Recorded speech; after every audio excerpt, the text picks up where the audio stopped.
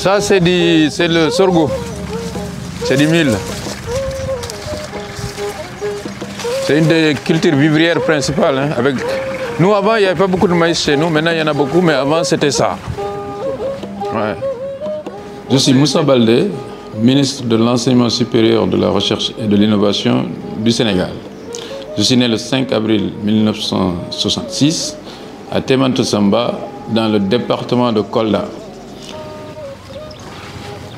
Mon terroir, c'est tout pour moi. C'est de là que je suis parti. J'ai vécu une enfance formidable. J'ai vécu dans une ambiance entre les troupeaux, les champs, la petite chasse aux perdrix pendant les fêtes de Pâques. Voilà, donc mon enfance, je l'ai trouvée très joyeuse. On avait 7 ans, on venait au troupeau quand même, avec les veaux, quoi. Après, à partir de 10-12 ans, on venait au champ. On était guide pour les bœufs, parce que c'était la charrue à l'époque. Après, on a commencé à prendre les semoirs. Et après, on venait biner de 8h à 18h. Hein. C'était entre 12 et 20 ans.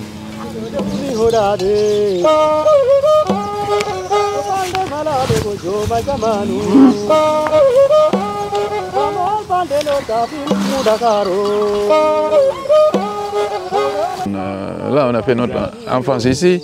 Là, c'est les champs cette fois-ci. Les vaches sont de l'autre côté. L'année prochaine, les vaches seront là et les champs seront de l'autre côté. Donc, on a passé toute notre enfance ici, hein, dans cette zone. Ça, c'est une vallée. La vallée, elle s'appelle Woyokoro. Il y a à peu près 18 villages, je pense.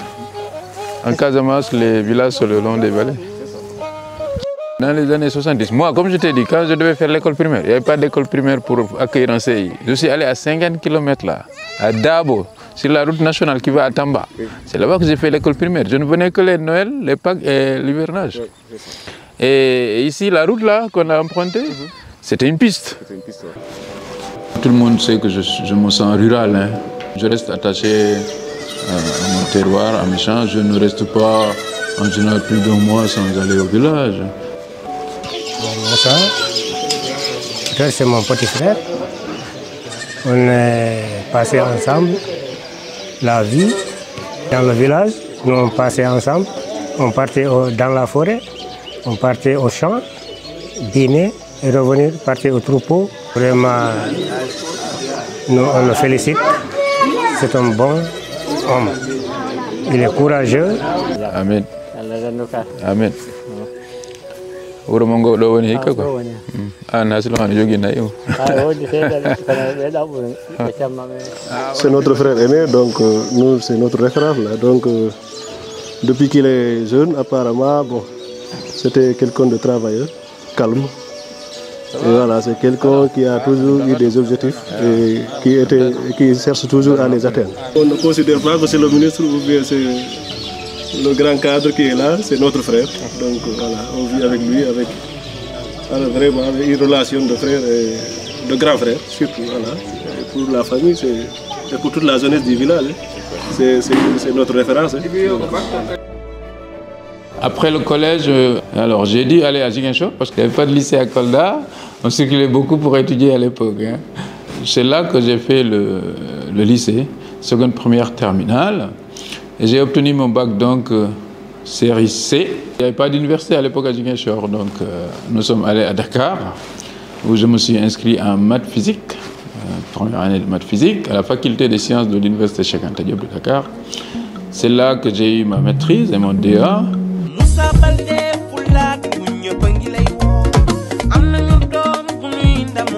Cheikh Anta Diop, c'est un des plus grands historiens savants hein, de l'Afrique noire, qui était professeur lui-même à l'université Cheikh Anta Diop de Dakar. C'est une célébrité mondiale, Cheikh Anta Diop. Donc c'est le parrain de notre université, c'est pas un lieu. Ici, on est à la faculté des sciences et techniques de l'université Cheikh Anta Diop de Dakar.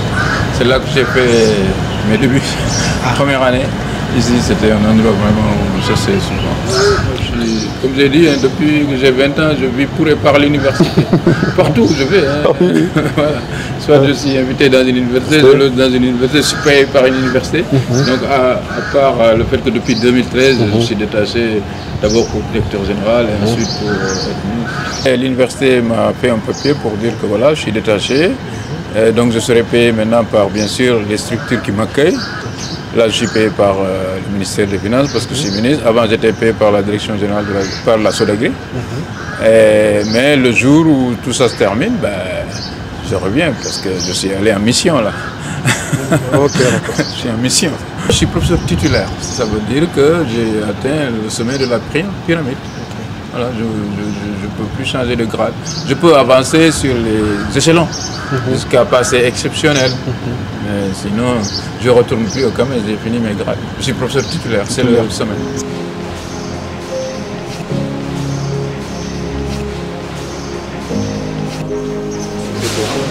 Et aussi à l'époque, quand le prof commence son cours, je me rappelle quand j'ai fait ma première affichette pour dire que j'allais enseigner, c'était en 93. Parce que dès que j'ai eu mon DA, j'ai commencé à enseigner, ici, comme des TD. Et donc on venait voir si notre affichette est bien là pour dire je commence les TD. C'est comme ça.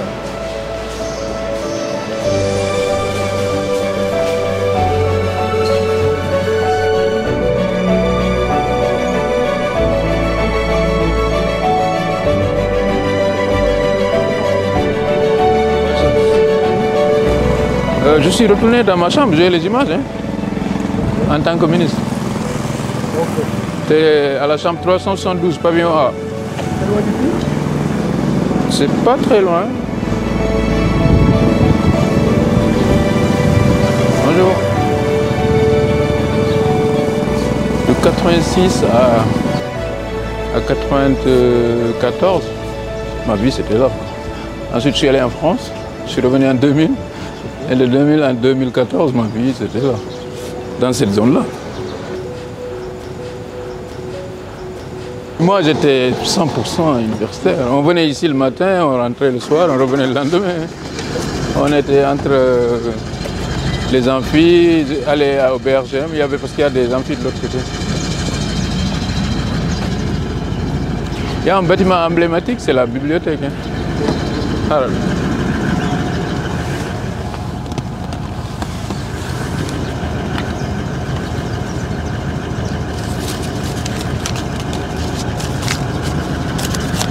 voilà.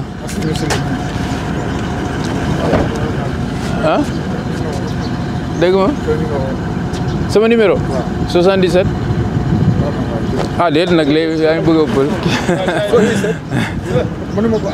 waaw demal ci chauffeur bi. Tu sais, j'ai eu une idée et le président il est d'accord. C'est que l'université de Dakar doit valoriser son passé. L'université a formé 5 présidents de la République. C'est rare pour une université d'avoir ça. 5 présidents. 5 présidents, Macky Sall, Patrice Talon, IBK, Yahi Boni, il y a un autre que j'ai oublié, mais il y a Abdou Diouf. Voilà. Mais au moins 5. Et combien de ministres? Ah oui, ça, tous les ministres du Sénégal ont été formés à l'UCAD quasiment. Et même à l'étranger? Ah oui, oui. Mais tu sais, quand nous, on va... La ministre congolaise de l'enseignement supérieur, elle a fait sa thèse à l'UCAD. Quand nous, on va dans les réunions à l'international, mais la moitié des fonctionnaires dans les pays francophones, ils disent, moi j'ai étudié à l'UCAD. Prof. Mais prof, ça va? Je me promène aujourd'hui dans nos... Vous nous avez fait une surprise là. Ça va? Ça va, tout se passe bien? Bien, bien. Bien, merci. Ah, professeur Bala Diop, c'est un professeur de physique. Enchanté. Physique. Ouais, c'est ça. Très bien, très bien. Merci beaucoup. Merci. Il a organisé une grande conférence de physique il n'y a pas longtemps où il y avait un prix Nobel, non? Voilà, c'est ça, absolument.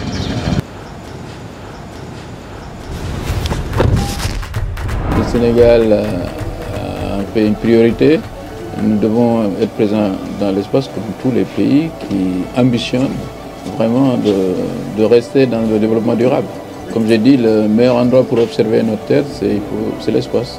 Avec les changements climatiques, les problèmes de santé, les problèmes au niveau de notre agriculture, nous pensons que à partir de l'espace, nous devrons pouvoir gérer tout ça pour un développement durable.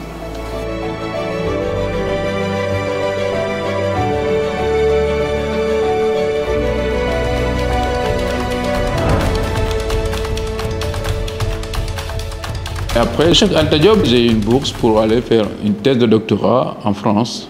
J'ai fait ma thèse à l'Institut national des sciences appliquées de Rouen, INSA, qui était à l'époque dans l'école doctorale de l'Université de Rouen. J'ai rencontré Moussa lors de notre thèse, puisque nous faisions tous les deux une thèse, et ça devait être à peu près en 96-97. Je faisais une thèse en maths quand je l'ai rencontré, mais dans le domaine des probabilités, ce qui n'est pas du tout le même domaine des mathématiques que Moussa. Le grand domaine qui est la théorie du contrôle et la théorie des singularités. Moussa est ministre aujourd'hui, mais je trouve que finalement il n'a pas tant changé que ça. Il est toujours resté comme il était quand il était étudiant, c'est quelqu'un je pense d'assez simple. Alors c'est vrai que c'est souvent un cliché que les mathématiciens sont dans la lune, mais je pense pas du tout que ce soit avéré. Et pour moi, Moussa a toujours été pragmatique, et donc je suis pas étonnée qu'il s'occupe de problèmes concrets maintenant.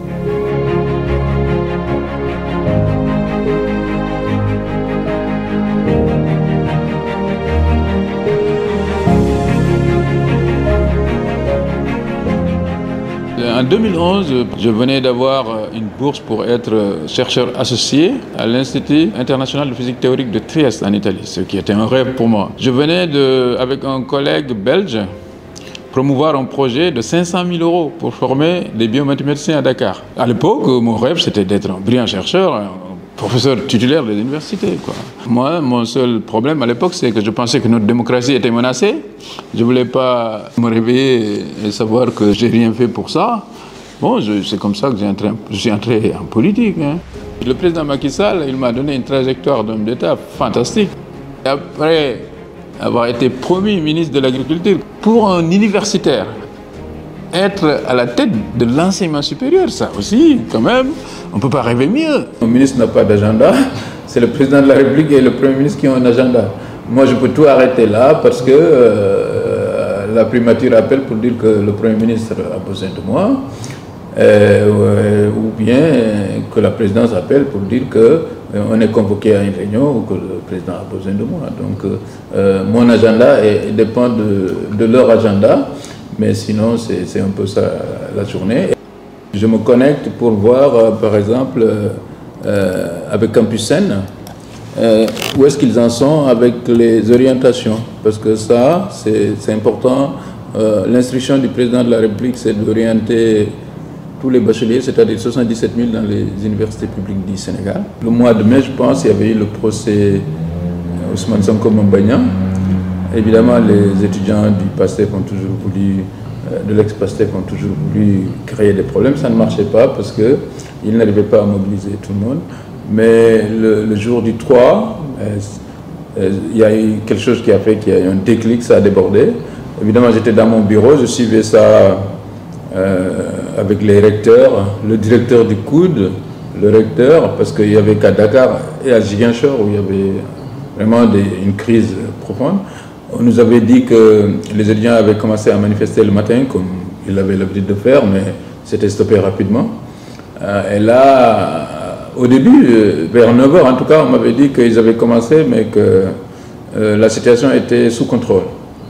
Alors, il se trouve que, mais je voyais sur les réseaux sociaux des appels, dire il faut aller aider l'UCAD, il faut aller attaquer l'UCAD. Ces appels, on ne sait pas si c'était destiné à qui d'ailleurs. Mais à force de continuer ces appels, il y a eu un moment où des gens sont venus d'un peu partout, des quartiers de Fass, Gueule-Tapée, et se sont dirigés vers l'UCAD. Et là, la police apparemment a été débordée, parce qu'à un certain moment, vu la situation, le recteur avait demandé, parce que pour que la police intervienne dans le campus, il faut une autorisation du recteur. Le recteur avait demandé que les forces de l'ordre puissent aller dans le campus. Mais comme ils étaient au niveau du coude, et les gens qui sont entrés à l'université, ils sont dans les facs. Et donc, du coup, il y avait eu tellement de fronts que la situation était devenue pas maîtrisable très rapidement. Donc, il y a eu les dégâts qu'il y a eu, que tout le monde a vu. Et après, on a échangé. J'ai échangé avec les autorités de l'université. Et on peut, pour voir un peu la sécurité, il y avait le ministre de l'Intérieur aussi, bien sûr. Et à un certain moment, on a décidé de fermer l'université, au soir. On a décidé de fermer l'université. C'est comme ça qu'on l'a vécu.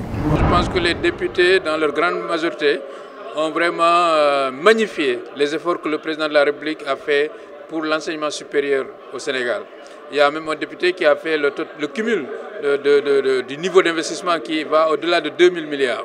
Donc je pense que cela témoigne de l'intérêt que le président a eu pour l'enseignement supérieur, intérêt qu'il a manifesté dès 2013 en organisant les concertations nationales sur l'avenir de l'enseignement supérieur.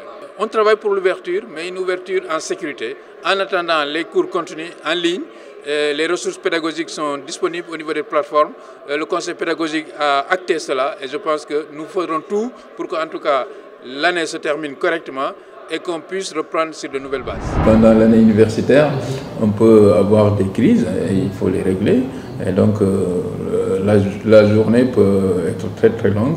On reçoit aussi des fois, par exemple, les syndicats, les syndicats soit d'enseignants, soit du personnel administratif et technique. Donc une journée de ministre, c'est une journée à géométrie variable, mais qui de façon générale est très très chargée.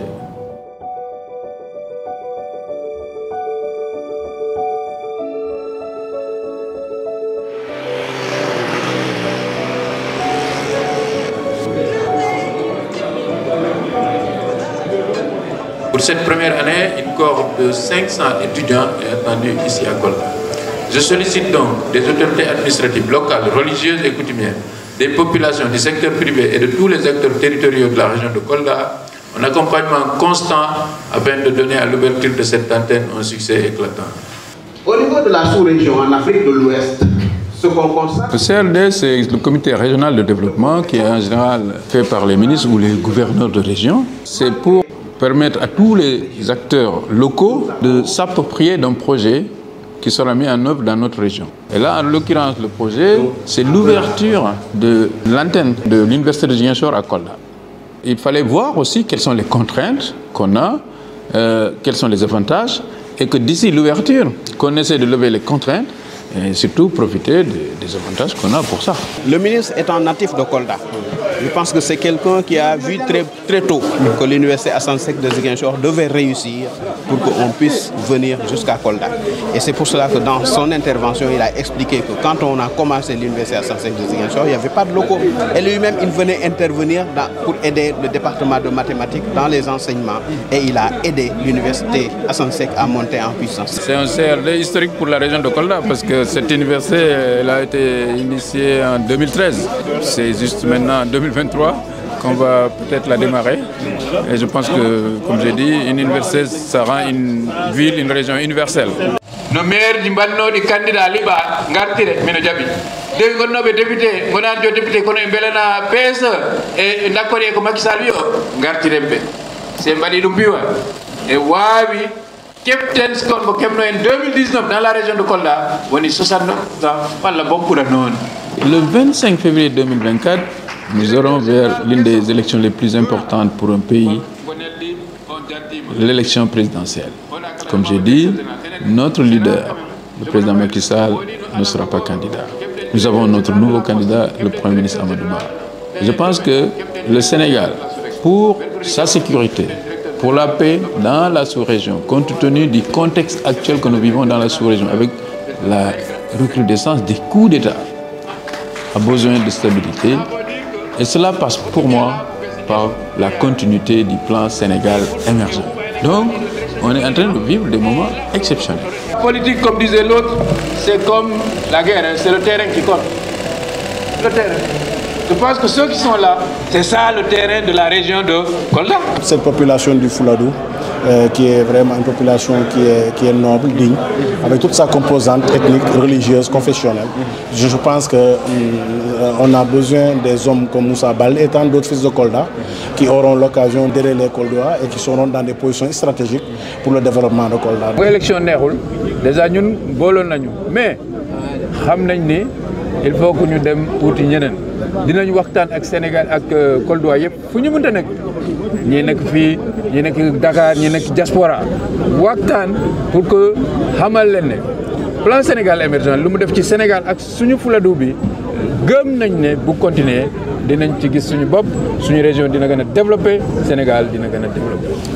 min jiɗɗi woɓe corsima e lappol mongol cikkuɗan ɗum ni adara caɗele ɗo e élection ji ɗi yottade walla ɗo e élection ɗi yewde. waaw woodi mbiɓe cortima ɓen lebde woodi gartuɓe heewɓe gartan minen paala piiw arta si piiw arti han e ko ɗon woni hay jeddi ngoɗo hen donc minen ñaagui kala celnoɗo min cikkani o jammunɗo koto celal woni ko woni jaam Sénégal kono peeso hebdole awa minen ñaagui ɓe garta min mbatta lappol ngol minen pimi jaada goto heɓ arsika ma a jarama.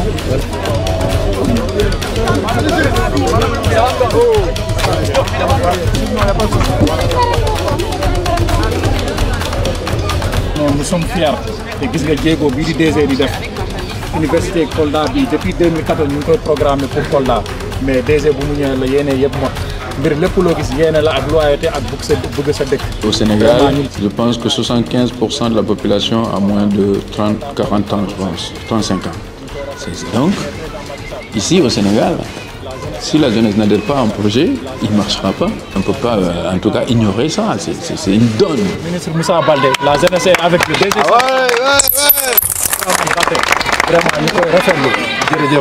Tout ce qu'on doit faire doit d'abord prendre en compte la jeunesse.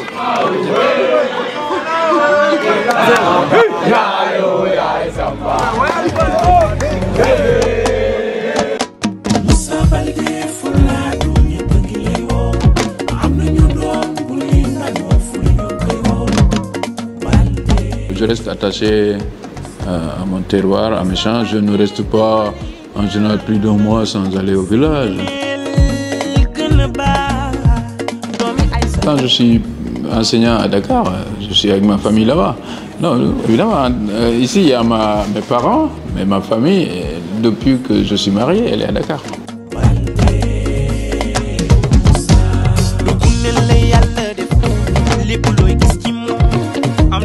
Je pense être un exemple pour la jeunesse des campagnes, pour leur montrer qu'on peut naître dans un village où il n'y a pas d'école, il n'y a pas l'eau courante, il n'y a pas l'électricité, et devenir ministre de la République du Sénégal.